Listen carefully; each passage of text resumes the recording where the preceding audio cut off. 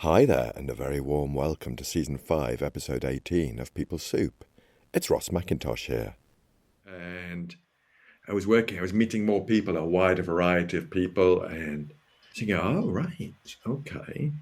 It still took me a while to come out, because I used to hear people talking about other people in the office, maybe fellas who were quite camp, a bit like those role models like Mr. Humphreys, and they would be quite outrageous in the office, and people would say things like, oh, keep your backs to the wall around him, or shirt lifter, things like that. And I was thinking, well, that's not very nice.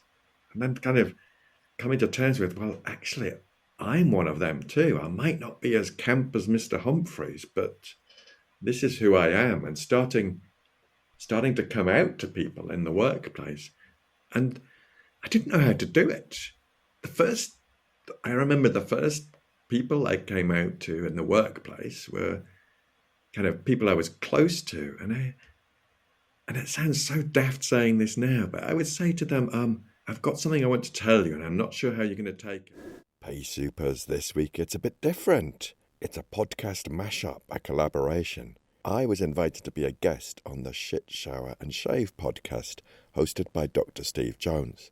Now, Steve is a friend of the show. He's already been on People Soup talking about his brilliant book, Act Made Yorkshire. Since then, he's got the podcast bug and launched his own. And with his guests, he explores, what does it mean to be a man? What does mental health mean to men? And how are we able to talk more about the stuff that we might otherwise keep tucked away at the back of our sock drawer? And my chat with Steve was spread across 2 episodes, so I thought I'd share the second one, where I reflect upon my experience of being a gay man in the workplace, gay role models when I was growing up, assumptions we can make about others, and how we're all still learning in the workplace. And coincidentally, I'm recording this episode in the house where I grew up. I'm visiting my dad, Big G, for the weekend, and as ever, for your audio pleasure, I'm recording it under the duvet to give you hopefully the best audio quality. Which is bizarre, because it's also where I used to read my sister's copy of Upper Fourth at Mallory Towers about a girls' public school.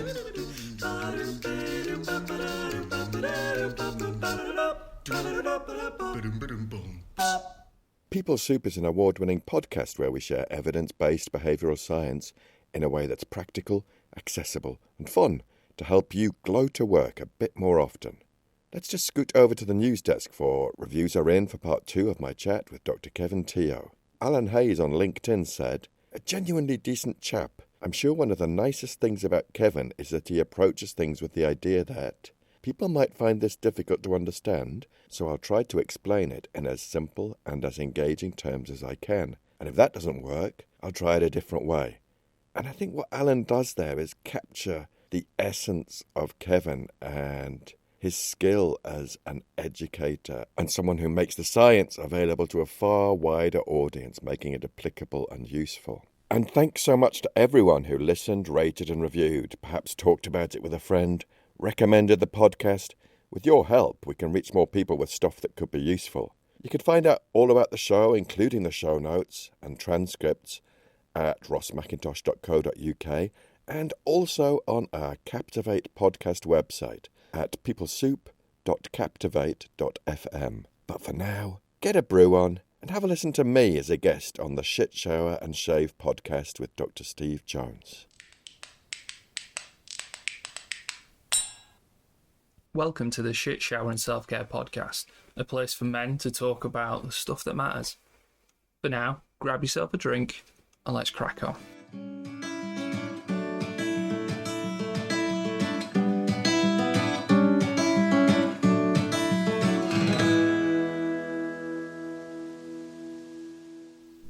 Welcome to this episode of the Shit, Shower and Self-Care podcast, and the second part of my chat with Ross McIntosh.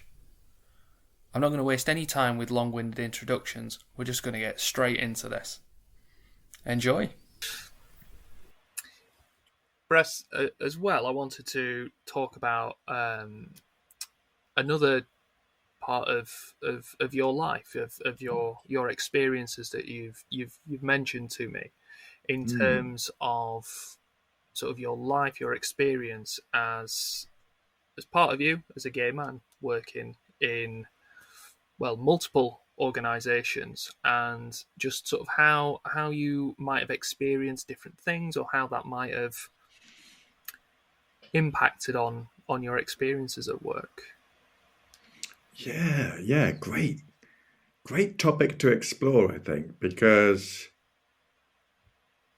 everyone's story is different. Anyone who's listening who's LGBT will have their own perceptions and stories of what's happened to them in the workplace, and there is an element of, because I work with lots of different organizations as a freelancer, there's always an element that I'm far less worried about now. But there used to be an element of, if I was engaging with a new organization or maybe bidding for work for a new organization, in the initial conversations, I'd try to throw in words like husband or as a gay man, just to be absolutely explicit. But it is a bit like coming out each time to a new audience. And now that's, rather than being so intentional, now it's kind of much more just woven into how I am. And I'm far less concerned about it. But I think growing up in a small village in the northeast, in the kind of 1970s, 80s, and not really seeing any role models. Not any role models on telly or in politics, in music. In music, maybe a bit, but they were so exotic and kind of in another world to me that I couldn't really identify. And actually, I wasn't really sure who I was. I knew I was different. I knew I was different in primary school. I wasn't sure what it was, but I just knew there was something not the same as the others, a feeling of otherness. And I think not having role models didn't really help. The role models, we were chatting about this on email, but the role models I can think of who probably weren't that helpful, but I do look on with great fondness, were role models from a sitcom. Is it a sitcom? Yeah, called Are You Being Served, about a department store. And there was a outrageously camp assistant in there, Mr. Humphreys, who was like, Are you being served? Ooh, Mr. Humphreys type thing. And it will ride up with where. So it's kind of like, I thought, he's different, he's funny, he's very expressive, but I wasn't sure what was happening, but it was hilarious. Then you'll remember a program called The Generation Game, Steve.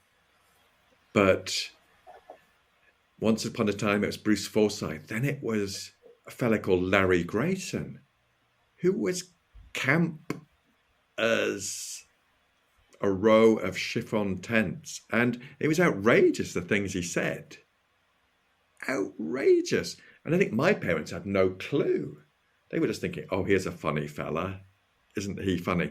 But he would talk about, oh, my best friend Everard and my other best friend Slack Alice. And it was just directly in your face, being sort of using gay vocabulary and, oh, shut that door, what a gay day. And it was hilarious. And similarly, I wasn't really sure what was going on, but I thought it was hilarious.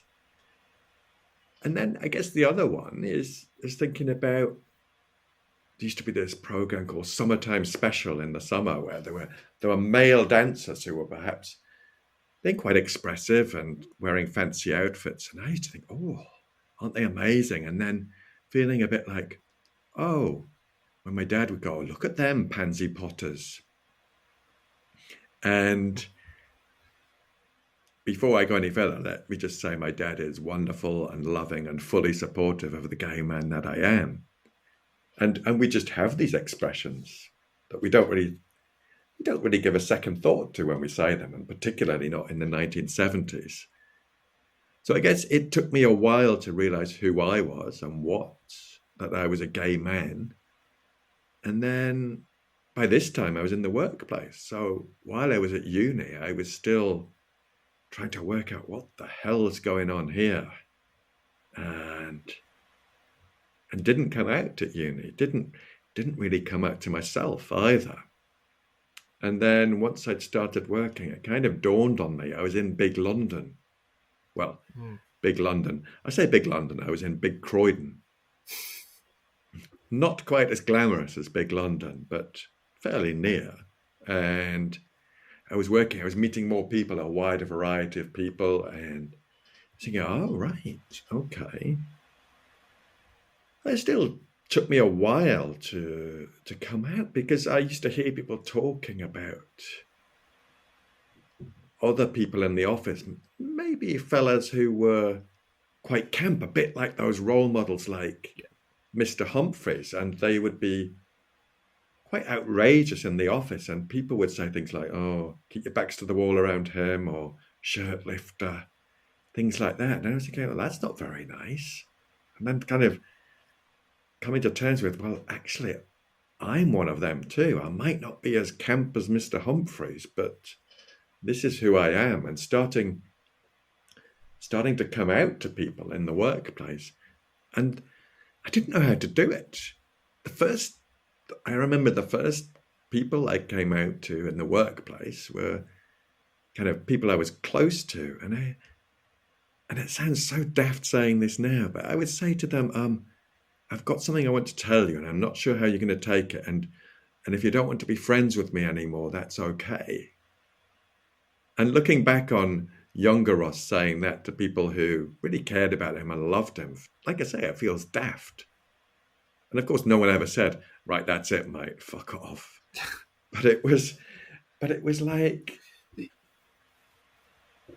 There's not an instruction manual on that, is there? On how to put that across.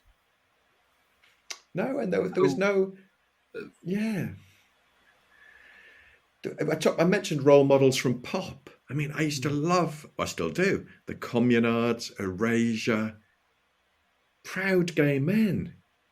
People like Mark Armand as well, but they were just so exotic and talking about things and singing songs about love between two men. It was just like, oh, I couldn't even contemplate that. So they didn't quite work as role models for me. They were kind of otherworldly. But then still, experiences more recently in the workplace, but not, I mean,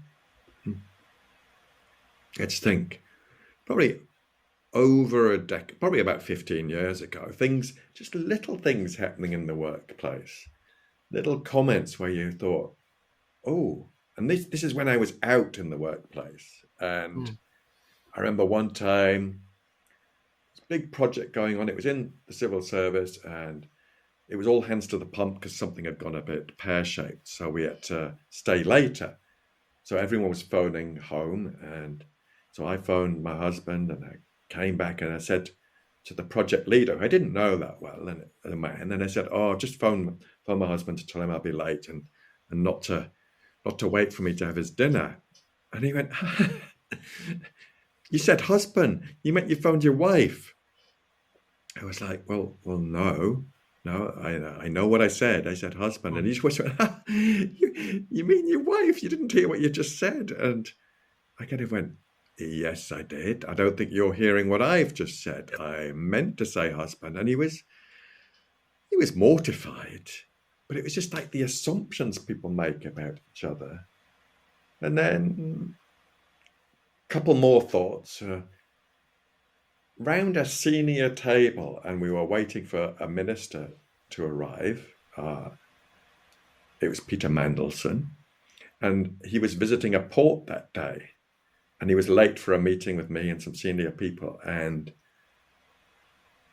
he was coming back. I think it was Portsmouth. I can't quite remember. And a woman on the opposite side of the table said, oh, he's probably been detained looking at sailors down by the port. And then she looked me in the eye and went, "No offence, Ross." And I was like, what the hell?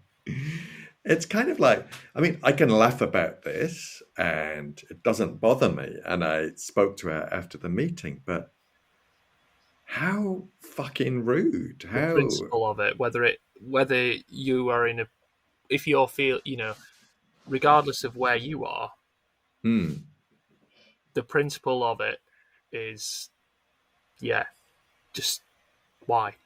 hmm. And what if there was someone else in that meeting who was a gay man Mm. who was not out and they heard talk like that and they thought, right, let's keep the door closed on that wardrobe. I'm not coming out. Look what happens. I'm not welcome here.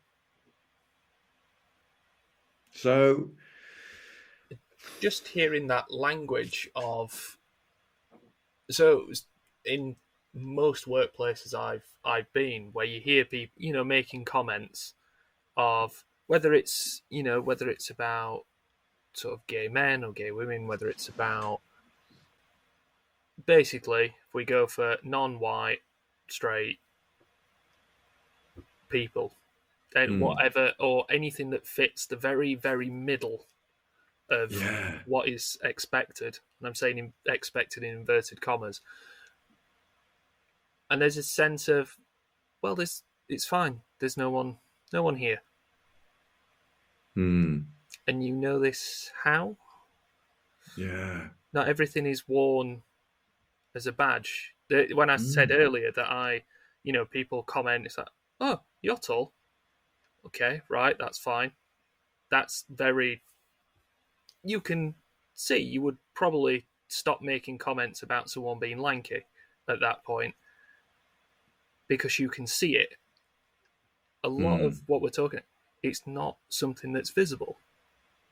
And this thing about yeah, watching your language and understanding the harm that words can do, even if it's not directly offensive, it can still influence someone else's story. absolutely. And I think it's beholden on us to call that out and to challenge things like, oh, I was only joking. Oh, that's just the way Bob is. He says what he sees, he speaks his mind. We're never going to change him. And he was only joking. And no, actually, you're you're negating someone else in the workplace. You're being offensive, and it's not acceptable.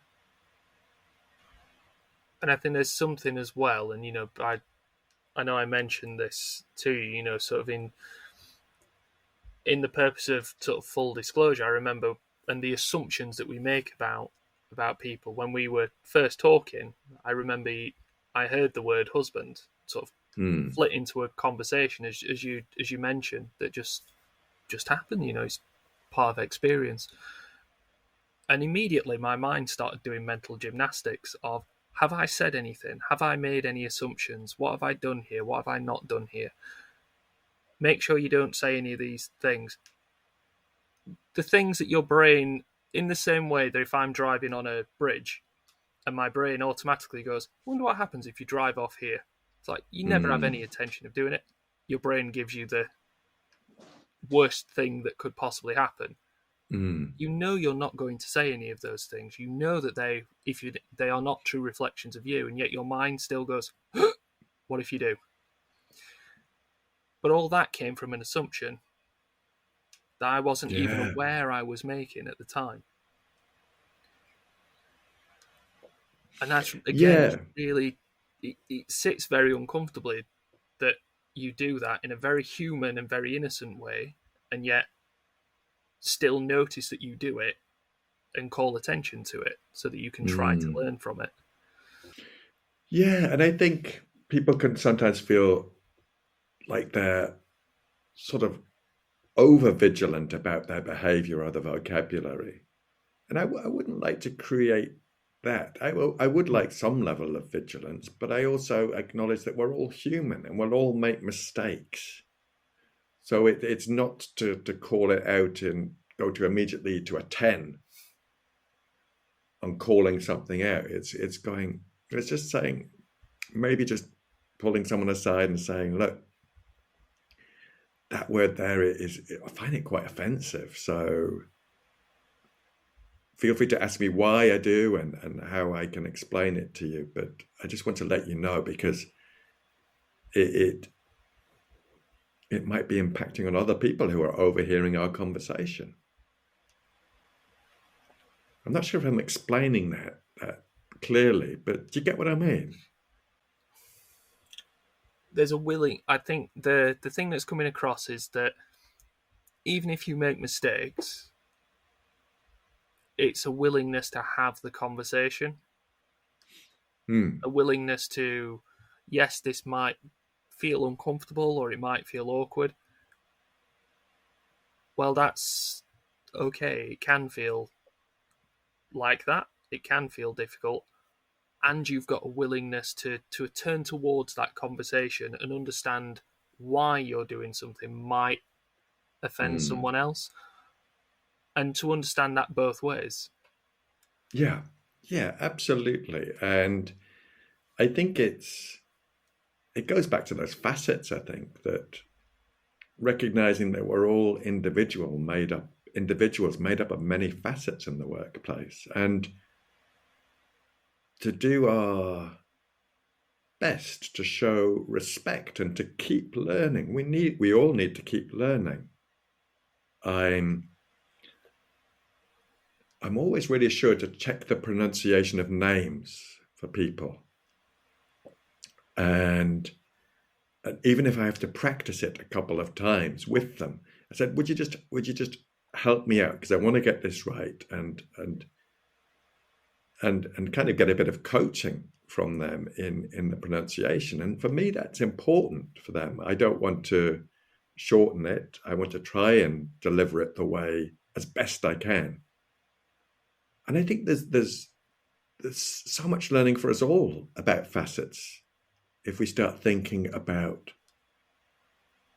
pronouns, people's preferred pronouns, that's a new facet for me, and I'm still learning about it. I'm still trying to use the correct pronouns, where, for instance, in a Zoom meeting where I see people have put their pronouns, I am very vigilant on myself to try and get it right, and also to ask for people's support if I've used the incorrect pronoun, just to help me out and flag it so I can keep learning.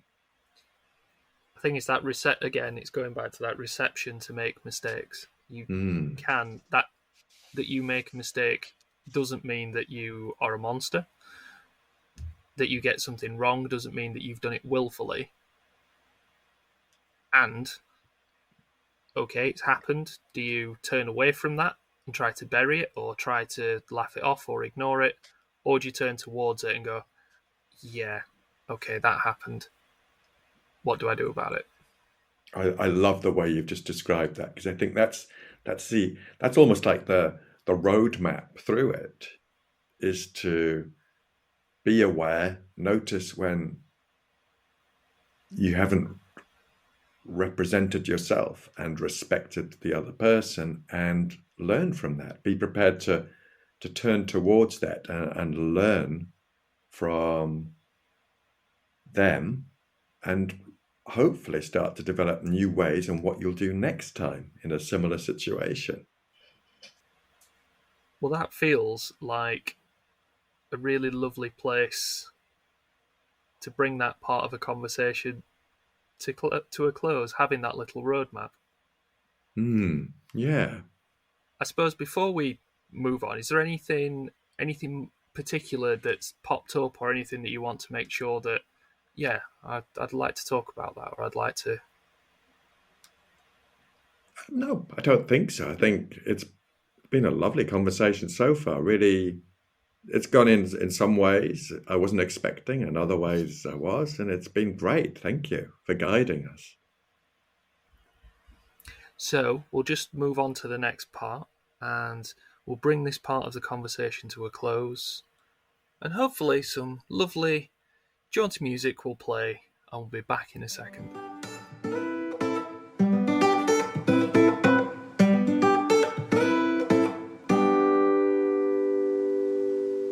Welcome back, everyone. Now, just onto this next part of the pod that is a semi-regular feature, and I'm interested in what type of things inspired ideas of masculinity, what it means to be a man, and the question that I keep coming back to is: are there any characters from fiction, from TV, from games, from media, anything like that, that did that for you, that helped to shape who you are or what you might view as masculine?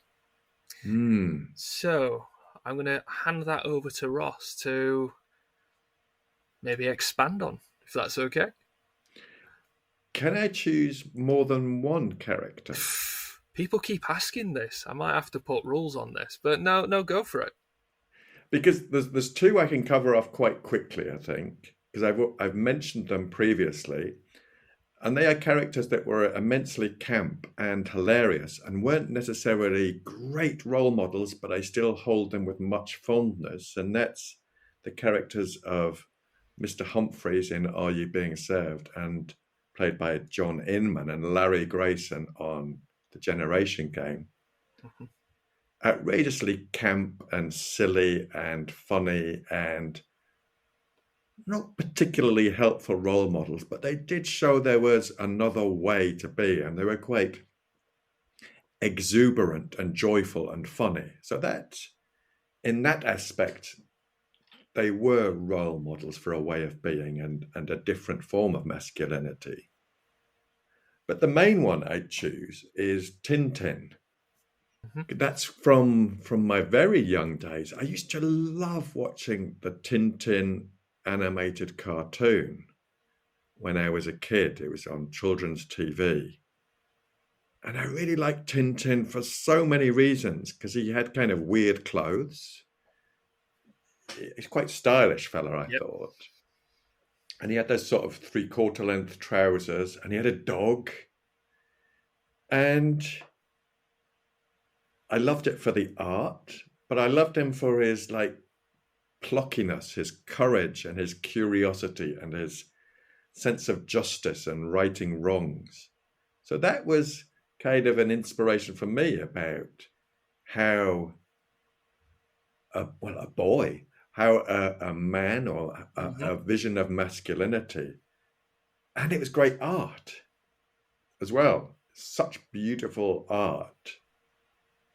And I still remember it coming on the telly, and they used to go, Hergé's Adventures of Tintin. Except I thought when I was watching, it was Thursday's Adventures of Tintin. And I was thinking, Mom, why does it say Thursday when it's Tuesday today? And Tintin's still on. And I'm not sure it was ever explained properly to me, but I'd like to choose Tintin. I And like it. I'm a cheeky sod. Go for I it. would Have like it, to tricky. add another nomination. I would like to add any and every member of the LGBT community who is a role model for others in any way whatsoever, whether they're role modeling for thousands or millions in sports, in art, in politics, in public life, or whether they're role modeling for themselves or one other person. I'd like to say thank you for being a role model for us all and for helping us all learn and grow. I don't think there's anything cheeky about that at all, Ross. I think that's a lovely sentiment, and I think this is when I'm thinking about this, I'm obviously thinking about media as in, in my head it's going into stories. When actually, yes, role models are real life. What we see on the screen, what we hear on the radio, things like that. They're yes, they might be real, but they can feel fictional in some way because we don't have that direct connection, do we? Hmm. So to see that, and I like the variety in those. That there are from different stages of your life Yeah, as yeah, that's well. right. You're not just having right, this is from teenage upwards. There's this looking at other men and seeing the influence that they can have is not just something that happens later on, is it? It is something that's happening right from scratch. Yeah. And to notice that, the power of that, there's also a reverse in that all of us as men have that potential influence and that potential power, whether we know it or not. And that's it's a huge thing to sort of get your head around.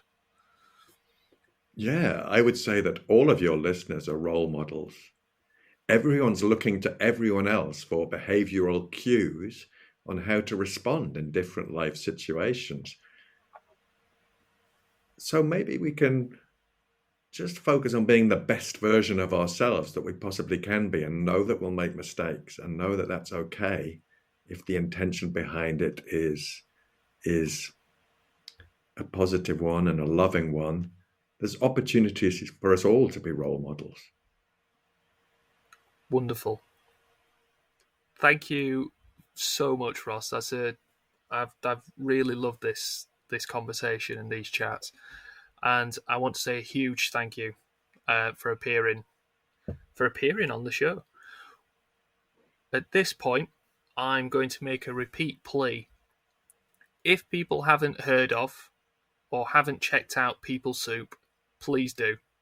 It's a fabulous, and I'm trying to think of the word, such a repository of goodness across so many episodes that you will find something that is of interest to you. Even if you're not sure where to start, maybe go through all of them. There is something that will hook you, I promise. Or you can start right at the beginning and go all the way through. Whatever works. Blimey. It's a back catalogue. People will be fine. Oh, Steve, that's super kind of you. It's been a joy to just catch up and chat with you, and it's been an honor to be on your podcast. I'm really grateful to you for role modeling this for men's mental health. I think it's such an important topic, and I think the way you bring it to life is really accessible and natural. So thank you for all that you do. Thank you very much. And on that note, as I'm trying to wipe the smile off my face, on that note, we'll wrap up for today. We'll be back soon with another episode. And in the meantime, please take care, and we'll see you soon. Bye. Bye.